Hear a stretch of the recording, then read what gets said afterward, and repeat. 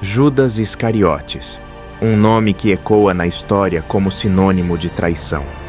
Mas quem foi realmente Judas? Um traidor frio e calculista, movido apenas pela ganância? Ou um homem trágico, perdido no labirinto entre o remorso e o desespero? Você acha que conhece Judas? Mas e se eu te dissesse que o verdadeiro drama de Judas não está na traição, mas no silêncio que veio depois? No suicídio que revela uma alma em ruínas. Prepare-se para mergulhar na escuridão de um dos maiores mistérios da fé e descobrir o que realmente aconteceu às vésperas da ressurreição. Neste vídeo, enveredaremos no mistério do seu suicídio, não para julgar o ato, mas para dissecarmos a alma que o antecedeu, a mente por trás da corda, e ao fazê-lo, buscar-se a lição sombria e urgente que essa tragédia ancestral ainda tem a dizer. Trair é mais do que uma ação perturbadora, é uma escolha cruciante, é abraçar a sombra em vez da luz, é negar uma verdade que nos chama do mais profundo de nossa existência. E nisso se encaixa Judas, ao entregar Jesus por 30 moedas. Ele não vendeu apenas um homem, vendeu o próprio sagrado, o Verbo encarnado. Mas as razões para esse abismo são mais complexas do que parecem. Seria pura ganância, como tantos supõem, ou uma desilusão profunda com um Messias que não se encaixava em suas expectativas, ou, quem sabe, um cálculo trágico de um reino que ele desejava. A traição, muitas vezes, nasce da incompreensão mais dolorosa. E no caso de Judas, essa incompreensão talvez resida na esperança distorcida de poder e glória terrestre. Aqui entramos em um dos debates que permeiam séculos de pensamento teológico e filosófico. Judas foi um mero instrumento da vontade divina, um cumpridor de uma profecia inevitável, como propunha Calvino, ou foi inteiramente vítima de suas próprias escolhas e falhas humanas, como sugeria Otto Hopfmann. Talvez a verdade, como quase sempre, esteja entre esses extremos. A predestinação não anula o drama angustiante da alma em sua liberdade. E a liberdade, por mais plena que seja, jamais nos exime da responsabilidade intransferível por cada escolha, por cada falha. O caminho de Judas é, antes de tudo, um espelho de nossa própria agência e de seus terríveis fardos.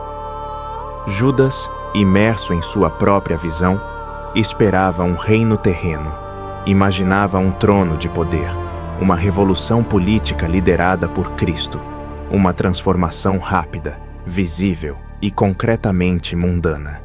Ele viu a lâmina da espada, mas não o caminho da cruz. Em sua cegueira, não compreendeu que o reino eterno não se edifica na conquista material, mas na morte pascal, na entrega total, no perdão que transcende o tempo e as expectativas humanas mais rasas. Seu erro não foi o de um cego, mas o de alguém que se recusou a enxergar além do que desejava. O cardeal Fulton Sheen ponderou sobre o peso de duas quedas, a de Pedro que negou e a de Judas que vendeu. Duas traições, duas quedas. Mas o destino de suas almas se dividiu em um abismo crucial.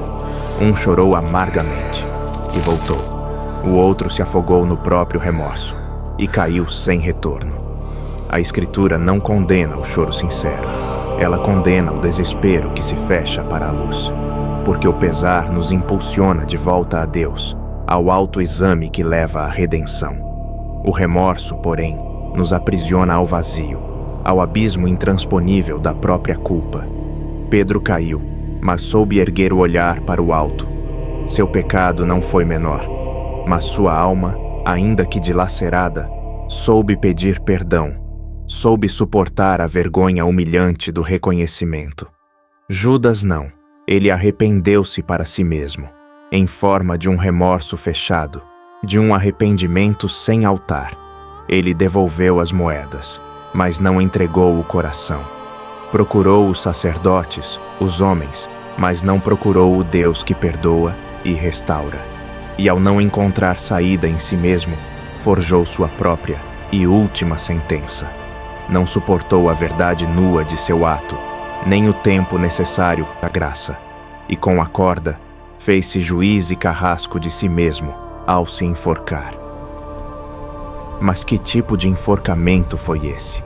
Apenas um gesto de desespero derradeiro, um grito final contra um mundo que o decepcionou, ou uma revolta silenciosa e amarga contra Deus, que não agiu como ele esperava. Talvez o maior erro de Judas não tenha sido a traição em si, mas a recusa em crer que ainda havia perdão.